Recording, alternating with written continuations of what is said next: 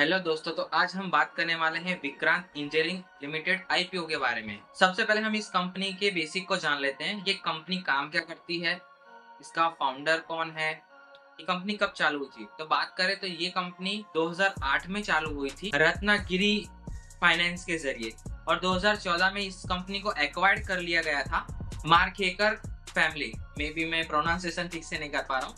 और इस कंपनी के हेडक्वार्टर की बात करें, मुंबई में इसका हेडक्वार्टर है इस कंपनी का। इसी के साथ साथ इस कंपनी के बिजनेस की बात की जाए तो ये कंपनी ठेका लेती है, इन शॉर्ट समझ सकते हैं आप कि कॉन्ट्रैक्ट लेती है और वो काम करके देती है। अब इसमें काफी सारे, ये कंपनी काफी सारे सेक्टर्स में काम करती है, जैसे कि पावर सेक्टर, यानी जो इलेक्ट्रिसिटी एक जगह से दूसरी जगह इलेक्ट्रिसिटी पहुंचाती है। तो उसके साथ साथ ये पानी पानी के स्ट्रक्चर को, जैसे कि अंडरग्राउंड या सरफेस पे पानी ट्रांसपोर्ट एक जगह दूसरे जगह पाइपलाइन, उसका भी ये काम करती है। साथ ही साथ रेलवे जो है, रेलवे उनके भी इनको कॉन्ट्रैक्ट मिलते हैं। ये रेलवे के अंदर भी इंफ्रास्ट्रक्चर, रेलवे इंफ्रास्ट्रक्चर के अंदर भी काम करती है। और इसी के साथ साथ सोलर के अंदर भी ये काम करती है। सोलर प्रोजेक्ट लेती है, जिसमें है ना क्या बोलते हैं, ये पूरा स्ट्रक्चर से लेके मेंटेनेंस और सब कुछ काम प्रोवाइड करती है।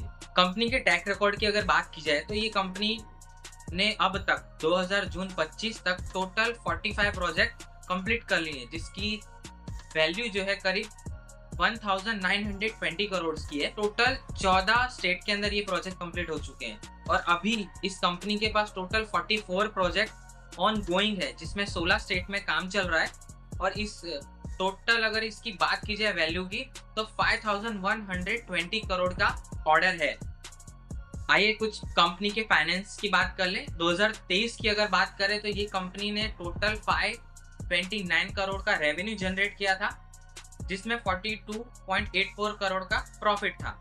उसके बाद 2024 में 791.44 करोड़ का रेवेन्यू जनरेट किया, जिसमें 74.83 का इनका प्रॉफिट था। उसी के साथ साथ 2025 में 922.36 करोड़ का रेवेन्यू जनरेट किया, जिसमें 77.86 करोड़ का प्रॉफिट है। जो एसेट्स है वो कंटिन्यू बढ़े ही जा रहे हैं। 712.47 करोड़ का इनके पास एसेट था। उसके बाद ये बढ़ते हुए 2024 में 959.79 करोड़ का हो गया।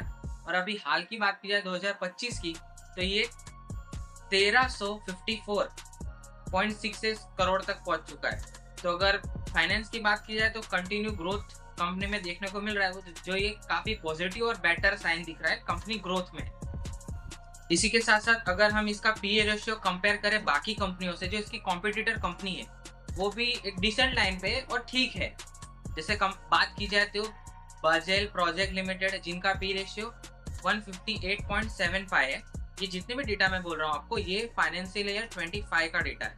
इसी के साथ अल्प तारा प्रोजेक्ट की बात की जाए तो इनका 34.68 का पी रेशियो चल रहा है।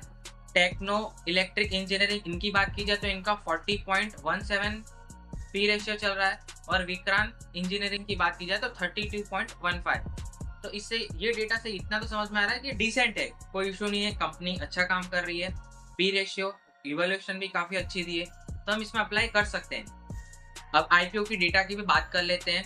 26 तारीख से इस आईपीओ का आप अप्लाई करना स्टार्ट कर सकते थे। 26 से 29 तारीख तक चलने वाला है। अब इसमें पहले ही दिन क्वालिफाइड बायर्स ने 0.17x सब्सक्रिप्शन मिल चुका है। नॉन इंस्टीट्यूट्स बायर्स की अगर बात की जाए तो 5.17x मिल चुका है।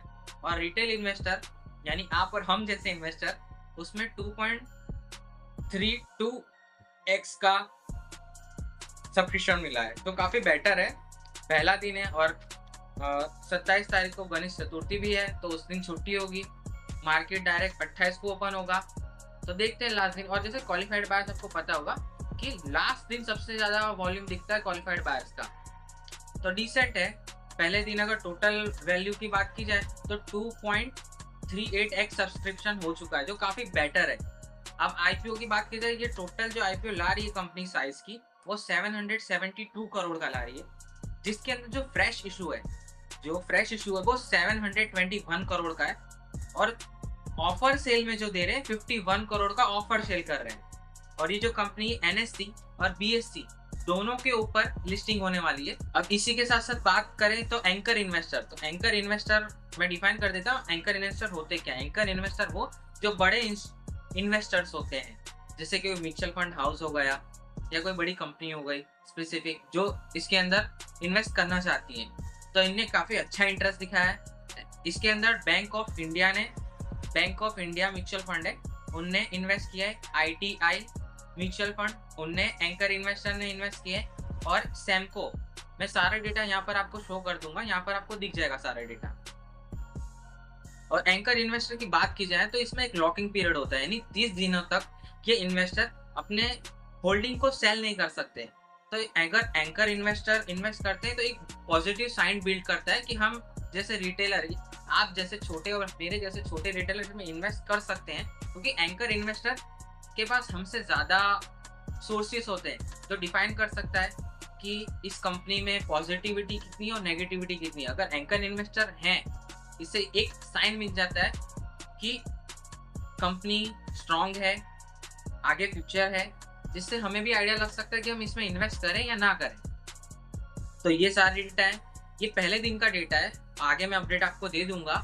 29 लास्ट डेट है IPO में अप्लाई करने की। आपकी क्या राय है कमेंट सेक्शन में जरूर बताएं। और क्या आपने अप्लाई किया? मैंने तो अप्लाई कर दिया है, कंपनी मुझे डिसेंट लग रही है। GMP की बात की जाए तो वो 13% चला है, यानी समझिए 1900 से 1950 रुपए का प्रॉफिट देखने को मिल सकता है लिस्टिंग के दिन। आगे देखते हैं क्या होगा। अभी 29 तारीख तक लास्ट दिन है, तो आप अब कमेंट सेक्शन में अपनी राय करें कि आपने अप्लाई किया। मैंने तो अप्लाई कर दिया है। मिलते हैं अगले वीडियो में। मैं कल आपको सेकेंड डे आपको मैं अपडेट दे दूंगा कि GMP क्या है। तब तक के लिए बाय, मिलते हैं नेक्स्ट वीडियो में।